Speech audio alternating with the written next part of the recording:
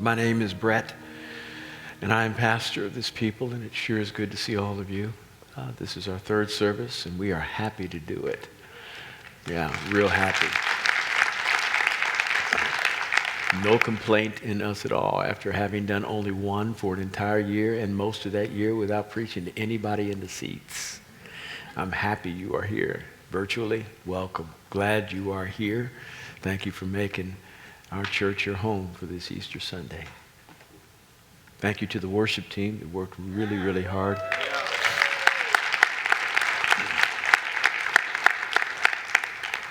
To the AV team that made our stage really special.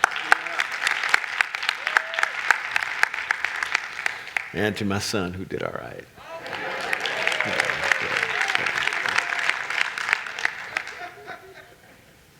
Turn with me over to the book of Luke 24. Luke chapter 24. The title of the message is, Have You Seen Him? Have you seen him? 24, 24th chapter of Luke, verses 30 through 43. And when he had reclined at table with them, he took the bread and blessed it, and breaking it, he began giving it to them. Then their eyes were opened, and they recognized him, and he vanished from their sight. And they said to one another, verse 32, Were not our hearts burning within us while he was speaking to us on the road, while he was explaining the scriptures to us? And they got up that very hour and returned to Jerusalem and found gathered together the 11 and those who were with them, saying, The Lord has really risen and has appeared to Simon. And they began to relate their experience on the road and how he was recognized by them in the breaking of bread. Verse 36. And while they were telling these things, he himself stood in their midst and said to them, Peace be to you. But they were startled and frightened and thought they were seeing a spirit. And he said to them, Why are you troubled? And why do you have doubt? Why do doubts arise in your hearts? See my hands and my feet, that it is I myself. Touch me and see. For a spirit does not have flesh and bones, as you see that I have. And when he had said this, he showed them his hands and his feet. And while they still could not believe it, because of the joy and their amazement, he said to them, Have you anything here to eat? And they gave him a piece of bread, 43, and he took it and ate it before them. Lord, help us as we study your word. It's important for us to be able to recognize Jesus when he shows up. Not just to recognize, but to believe that he is actually there, even if our eyes are telling us something different. We cannot trust in our natural senses to be able to discern spiritual things. Can't. Sometimes the confirmation of the natural is not near as important as the reality of what's happening spiritually. And if we're always waiting for the next thing to be that which confirms that God really loves us and cares about us, and that he is really real, then we're going to miss all the other times when he has appeared invisibly to us. Ways that really matter. Those kinds of blessings that come where Jesus said, in contrast to Thomas, Thomas, you see and believe. But I tell you, those who don't see and believe, there's a blessing. You miss out on that blessing because you're waiting to see something naturally to prove God is or does. Have you seen him? Have you seen him? I've seen him move in the lives of people while my natural eyes don't confirm anything. I've seen him move in the lives of my children, in my marriage. I've seen him move in my community. I've seen him move in my life. I've seen him move in unbelievers' lives who don't know anything about God, but they see him working in ways that don't make any sense to them, and that things are falling into place for them or falling into place against what they are trying to do in such a way that makes them say, only God could do that. They're beginning to see him. Have you seen him? This story is the kind of the end of the day for the resurrection of Christ. It's been a busy day for him. He rose from the dead, and Mary came to the tomb to do the preparatory stuff, finish the preparatory stuff, so that he could be properly buried. They couldn't finish on the day he died because it boundaried right up to the Sabbath. And you can't work on the Sabbath. The Jewish day started at 6 p.m., not in the a.m. And so they had to stop. They laid the body in the tomb. The intent was to come back in a couple of days and figure out how to make it work. Mary came on this Sunday morning to the tomb to finish the work of embalming the body of Christ. She comes and the tomb is empty and she's depressed. Not remembering that Jesus said he would rise from the dead, she thinks somebody has stolen him. She's there mourning at the tomb, weeping, probably convulsively, probably out of control, primarily because Jesus was the only man who, at least by way of record, that treated her unusually well. This was a woman from whom 7 demons had been cast out. And she lived in a town called Magdala. She was called Mary of Magdala, or Mary Magdalene. I've been to Israel a couple of times and visited the town of Magdala. We think of towns being the kind of places like Herndon or Ashburn or South Riding. Think of your neighborhood, not your community, your neighborhood. The houses behind you, and the houses across the street from you, and the houses on the other side of the crossing street that is your street. That's bigger than Magdala. Very small place. Now, there were people who lived on the outskirts of the city, but the city center, you could walk it in about 2 minutes. Can you imagine what a woman who was infamous for demonic activity in her life, what she must have felt in that city? Everybody knew her business. See, if you have one demon, it messes up your day.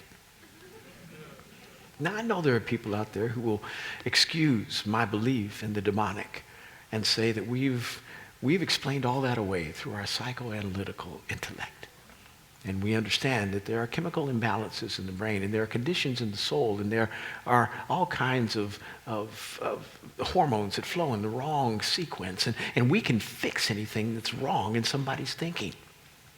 I don't mind anything that advances somebody in our world through medicine. Don't mind it at all. Happy for the kinds of relief that are brought to problems. But I also know that medicine doesn't fix everything. And that there are spiritual forces out there that are attempting to destroy people's lives because they can't get to God, but they hate him, and so they're trying to get to the people who look like him. And he's trying to hurt God by hurting them. So without me denying the benefit that medical practice, proper medical practice, has on the thought processes of human beings, whether it be psychiatry or psychology or counseling, all those things are really important. Without me denying that, I still believe that there are moments where the only fix can be deliverance. One demon will ruin your life. Ruin your life. There are people that are carrying them around. And they're functioning. They can go to work. They can parent their kids. They can be a good spouse. They can be a good friend. But when push comes to shove and it gets really difficult, that thing comes out. And then everybody says, what's that? Where'd that come from? And then you begin to think, can I trust you? Because I've never seen that side of you before. One demon will mess up your life. 7? In a small town, when Mary came out of her house, if she did, it was one of those, no, let's go back in. Let's shut the door until she crosses on by. Probably nobody treated her well. And here was this one man. And I think it's fair for me to say, though it may not be accurate, that generally when a woman is dealing with things that are beyond her, it usually was caused by some man who didn't treat her well. An uncle who didn't do what was right when she was 7. A daddy who didn't treat her well. A husband, a boyfriend who jilted her. Usually, that's been my experience after 40 years of ministry. Some man didn't do right. It doesn't give the woman an excuse to not be right. But there are cause and effect issues. And here we have one man that treated this woman incredibly well. He didn't just not do bad to her, which would have been good. He said, let me help you, and delivered her from 7 demons. I take time with this story because it kind of sets the stage for what happened with Mary at the tomb. It was probably fairly therapeutic for her to finish the process she couldn't complete because the Sabbath butted up against her work. And there she was at the tomb, now not able to complete it, and she couldn't find the body of her Lord. She was out of her mind with respect to grief, crying uncontrollably. And I want to show you the mercy and grace of God that accommodates human frailty. Here she is, not knowing what to do, and all of a sudden she sees what is supposedly the gardener. And once she sees him, she says, sir, if you've taken him away, tell me where you've laid him, and I'll go attend to him. And then the gardener says her name like only one person has ever said it. Mary. When Jesus calls your name, it's unlike your mama. It's unlike your daddy. When he calls your name, it's special. The gardener happened to be Jesus. And why didn't Mary notice that the gardener was Jesus? Well, have you ever been in those circumstances where you saw somebody, but they weren't in the place where you normally see them? They're out of place from the context of your brain. And you sit there and your mind is working, but you can't place them. You can't figure out who they are. You're sitting there, you're familiar, but what? And then all of a sudden something triggers you. You say, oh yeah, I remember. This was the ultimate of that. Nobody believed he was going to rise from the dead. That like had never happened before. People had been raised from the dead by somebody else, but nobody just got up on their own. She had no reference point. She thought the body was taken. And then when he says her name, now it doesn't say this in Scripture, but I think this is kind of what happened next. Mary hears her name as only said by Jesus. And she kind of goes, that. I think that happened. There's no way, there are no words to say what that is. It's hard to translate, but I think that's what happened. Because the next thing we read is that she is clinging to Jesus in one of those ways that is described as an uncomfortably long hug. Anybody ever been in one of those? Where you're done. You're done hugging, but the other party isn't. And you're sitting there going, what do you know I don't know about this moment? One of those. And I'm convinced that this, if there ever was a spur of the moment thing, an ad-libbed moment, this was it for God. She's hugging on him. And he says, stop clinging to me because I haven't been to the Father. It's almost as if he's saying this. I stayed here because of you. I delayed my appointment with Daddy because I saw how in distress you were. And I should have gone straight there, but the Father and I had a conversation, and I kind of said, I need to be here for her. See, John and Peter, they didn't cry. When they got to the tomb, no tears. He's not here. They don't believe Mary. They don't believe anybody. She told them. That's why they ran to the tomb after she went and told them, because Jesus said, go tell the disciples that I'm risen. She told them. They didn't believe it. They just came, saw he wasn't there, and said, Mary's had a figment of her imagination, some kind of hyper hallucinogenic moment. I don't know what they thought, but they didn't believe her. So there was no need for Jesus to hang around before he went to the Father for Peter and John. Secondly, their souls were not near as fractured. I've ministered to some people whose souls are fractured, and sometimes they need a little bit more than the next person. to find wholeness, they need more attention. Jesus says, Mary, you're going to have to let me go. That's the uncomfortable hug. That is the quintessential uncomfortable hug. She held on so long that Jesus had to say, stop hugging me. This was the beginning.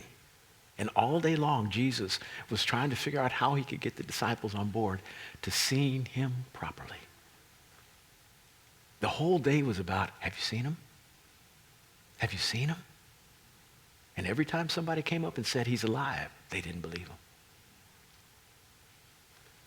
Next, you got some guys walking on the road to Emmaus, which is the preceding passage to the passage I read to you.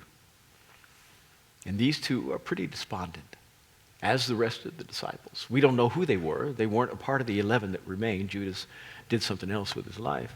But they were probably a part of the 70 that were sent in the short-term missions trip in Luke chapter 10. And definitely, probably part of the 120 that were in the upper room in Acts chapter 2. But they are nameless. But we do know they are walking to Emmaus. Now, it's disputed as to how far Emmaus is from Jerusalem. But it's got to be somewhere in the neighborhood of less than a day's walk. And as they're walking, they're talking about what's going on. And then somebody comes and accompanies them. And he says, what are you all talking about? And they say, where you been? You've been under a rock all week? We thought this man, Jesus, was the Messiah. He was the promised one. He comes into the city. Everybody's happy. By the end of the week, he's dead. Our hopes are shot. We don't know what to do. We don't know where to go. What do you mean? What are we talking about? Everybody's talking about this. And Jesus says, interesting. Well, don't the scriptures say something about rising after dying? And he began to talk about the Old Testament and all the way he was walking with them, they couldn't figure out they couldn't figure it out. This is sermon number 4. They could not figure it out either. And like Mary, they didn't recognize that he was actually with them because he wasn't where they figured he ought to be. And there may have been a supernatural covering of their eyes because Jesus wanted to do something that would explain something to us about what it means to follow him even when we don't see. And they wind up all the way to Emmaus, and they get ready to go get something to eat. And Jesus acts like he's going to continue to walk on until they ask him, would you please stay with us? Because the conversation was like live. It was so great. They'd never heard the scriptures like this before. And they sit down, they recline at table, if you will, not sit down. Different way, I'm not going to go into it, but a different way of posturing yourself to eat. And Jesus takes the bread and he breaks it. And when he breaks it, all of a sudden the disciples' eyes are opened. They hadn't even partaken of the bread. Jesus just broke it. And when he broke it, their eyes were open and they saw it's him. And as soon as they could begin to relate to him, he's gone. He pops right out. And they say, oh my goodness, he was walking the whole time. Were not our hearts burning when he was speaking with us? First point about seeing him. Brokenness is one of the best ways that leads you to an understanding of the revelation of who Jesus is. We hate brokenness. We want to be whole. We want to feel whole all the time. But the reality is, when we are whole without God, we have too much of ourselves. We need less of us. We don't realize how broken we are, and we're covering up all of our brokenness with our pride. And thus, when God is trying to speak to us regularly and reveal himself to us in our life, and we ignore him, he brings about circumstances that reveal our brokenness.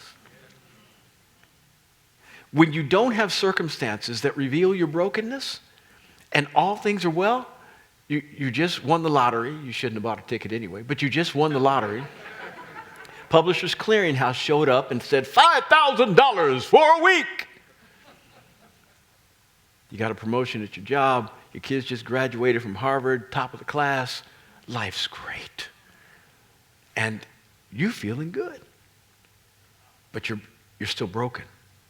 You're still fractured on the inside because you do not know the purpose for which you've been put on the planet, and you are out of relationship with God.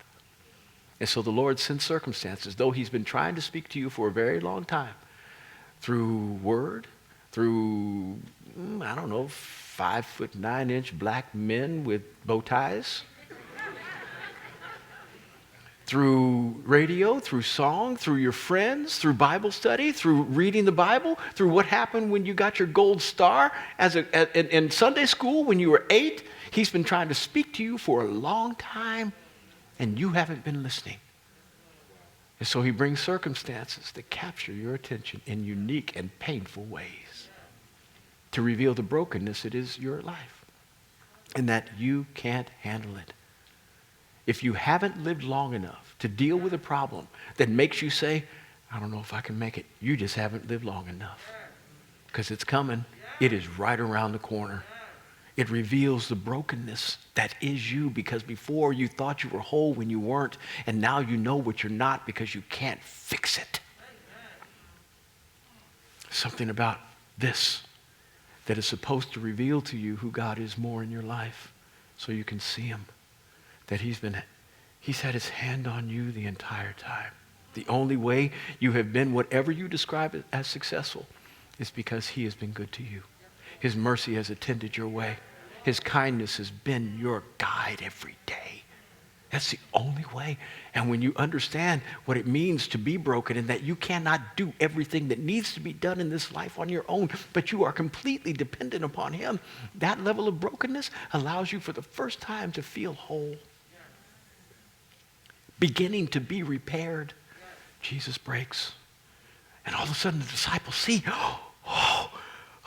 and then he's gone. And that is the conundrum. That the greatest revelation we have of Jesus is when he's not around. Meaning we can't see him with our natural eye. He's invisible to us.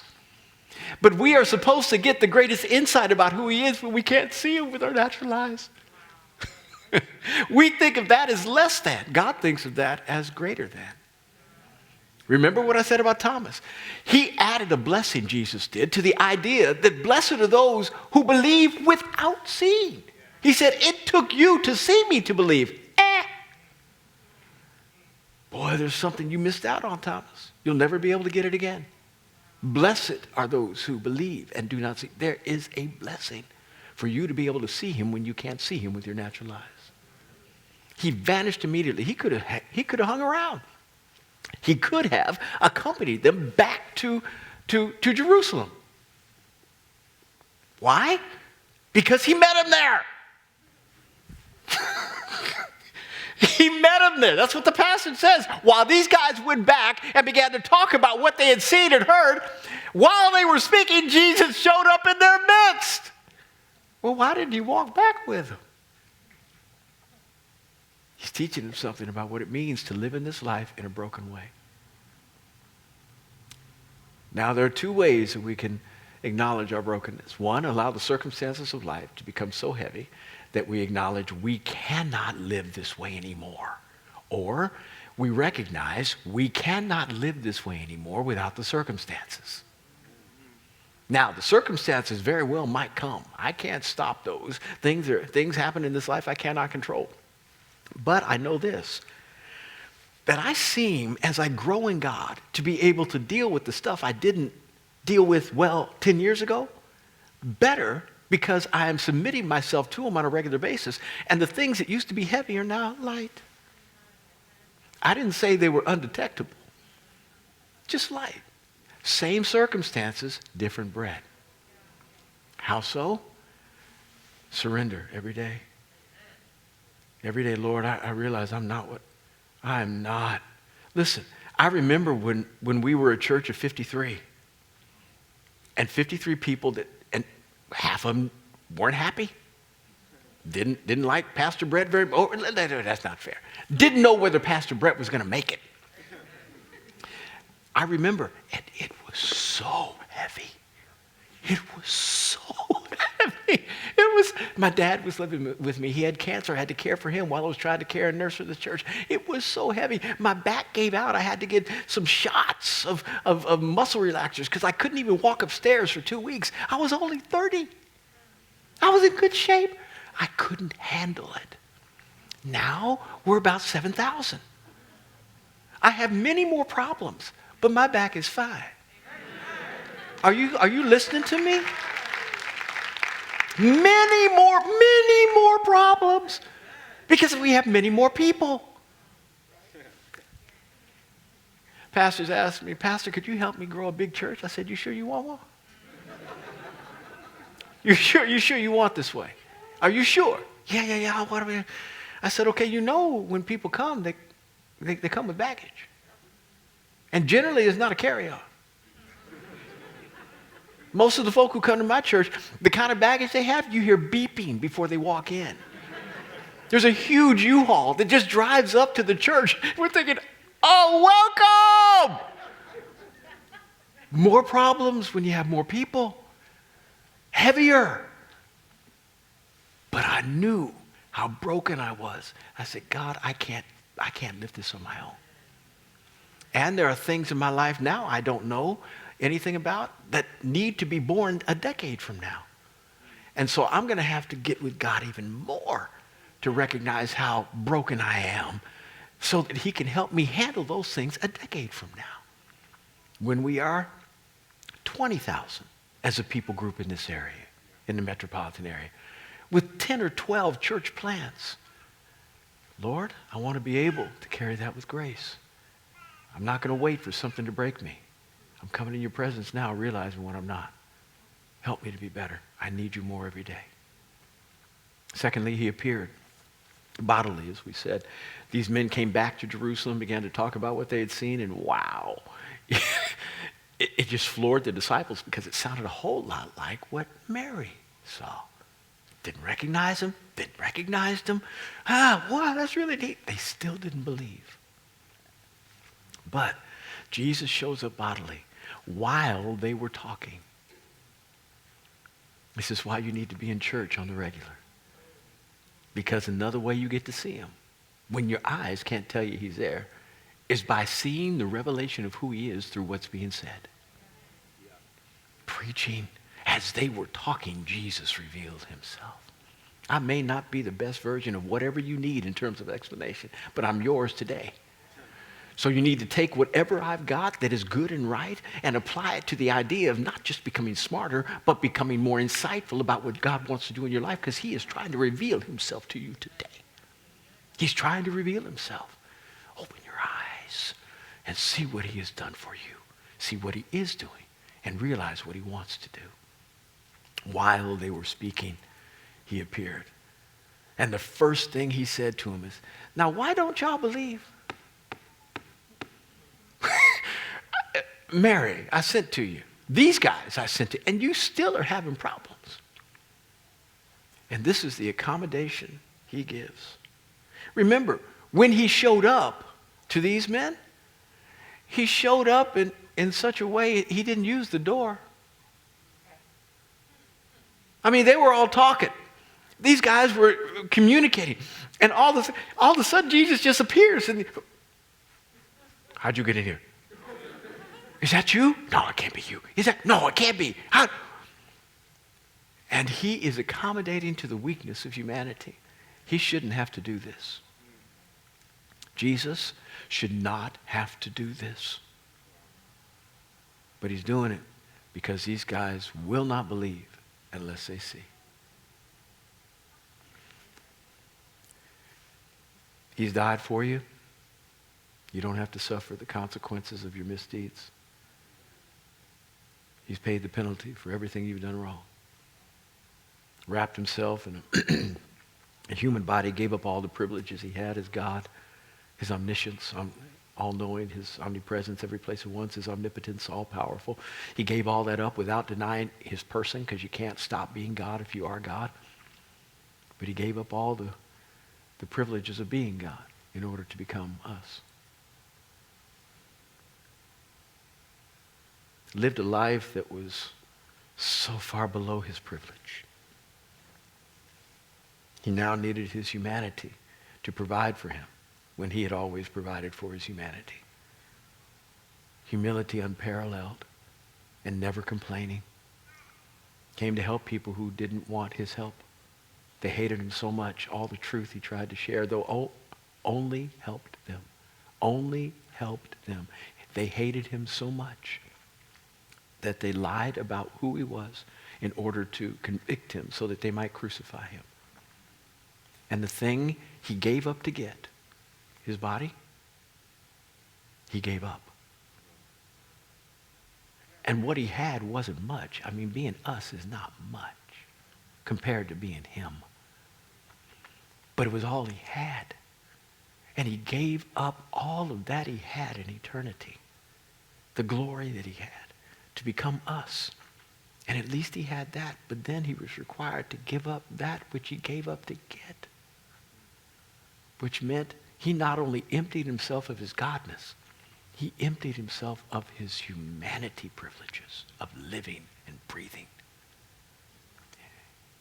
When the hymn is sung, Jesus gave it all to him I owe. He gave it all. There's nothing left to give. Now, I'm going to stop there because I want the impact of what he did to sit with you so that you never ask him to try to prove himself again. He's done enough for you. And if that's all he ever did, you need to wake up every day, even if it's the worst day of your life. Say thank you.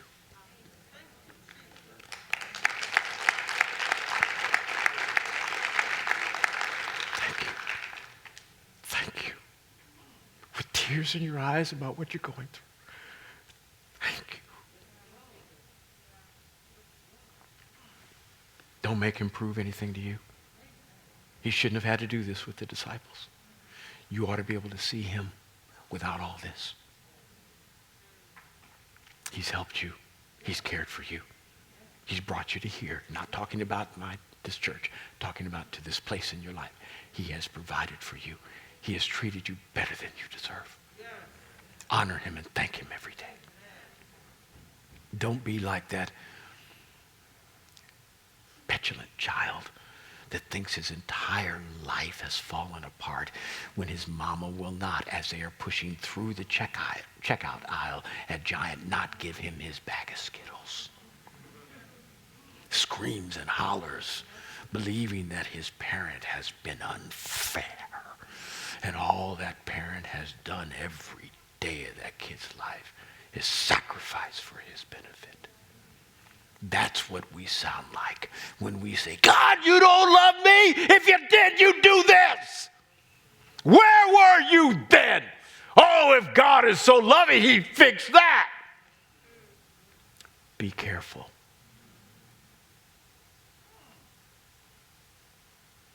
He shows up, reproves them for their unbelief. Having said all that, you remember that prayer you prayed that said, Lord, if you do this for me, if you show up like this, if you help me out of this situation, if you dig me out of the ditch into which I've driven my life, I'll serve you. I'll go to church, I'll read my Bible, I might even think about becoming a priest, a missionary. I might go into the ministry. If you will do. Now, he may not have answered every one of those prayers, but if you've lived long enough and you prayed that prayer often enough, he's answered one. One of those that made you say, whew. Now, what happened to your end of the bargain?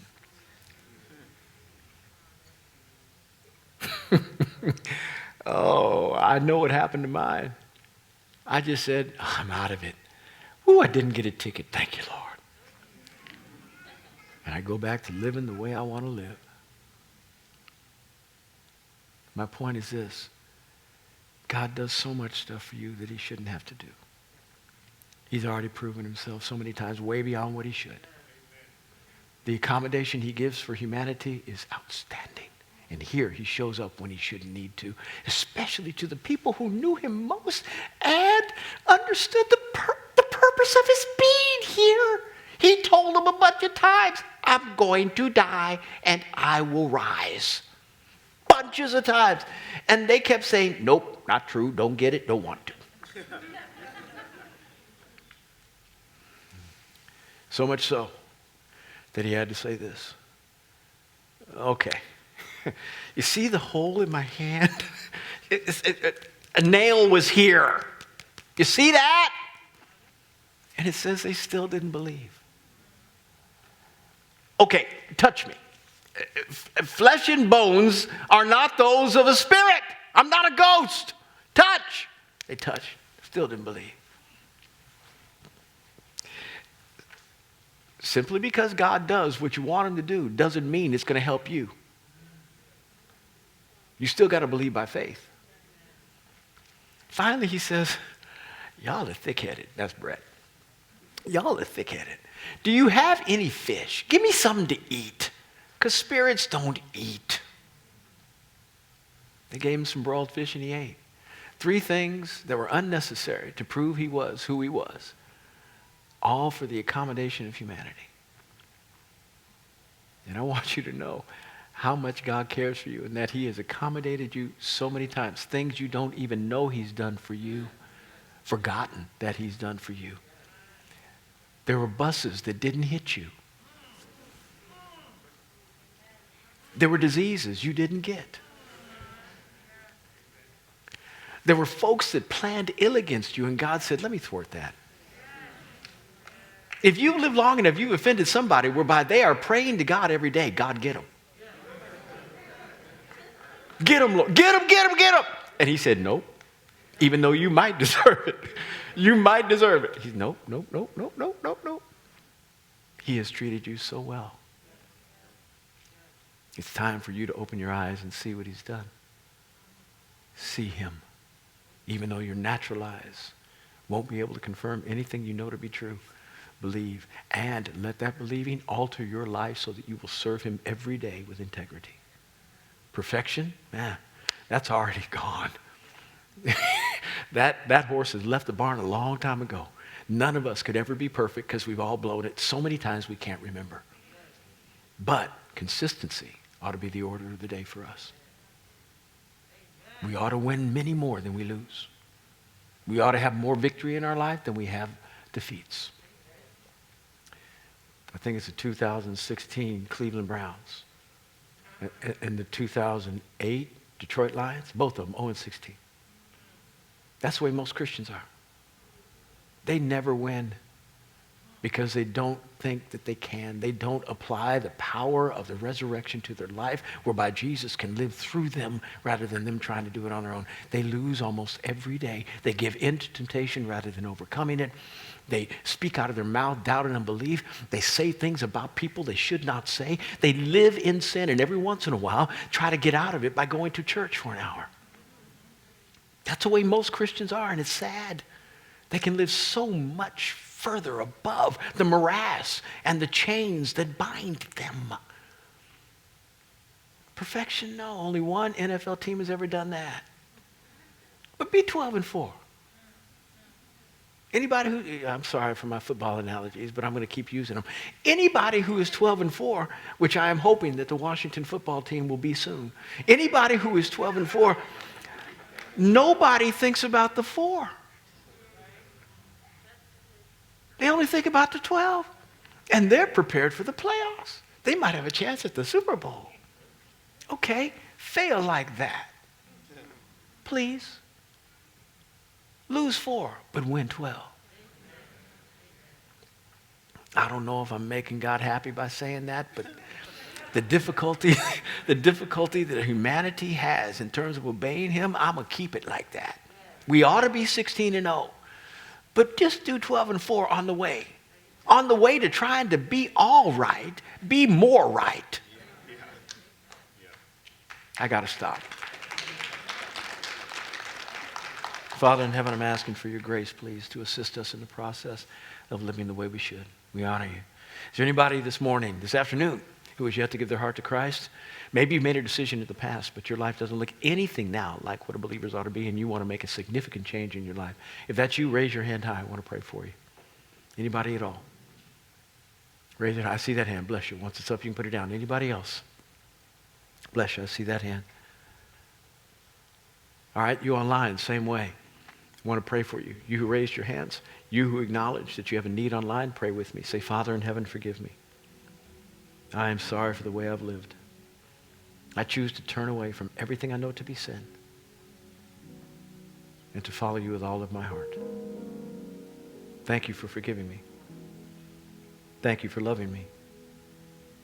And thank you for giving me the privilege of calling Jesus the Lord of my life. In Jesus' name, amen. If you prayed that prayer, we've got a New Believer's Toolkit here for you. In here, there is a Bible study, pen and a pad. Please, after the service, speak with one of our ushers or go in the lobby, and to the right as you exit, there's an information desk. They'll be able to give you one of these, and it will help you just be successful in the decision you decided today. If you're online, there's a QR code there. Go ahead and put that in your phone. Somebody will contact you to help you so that you can be successful with the decision that you have made today.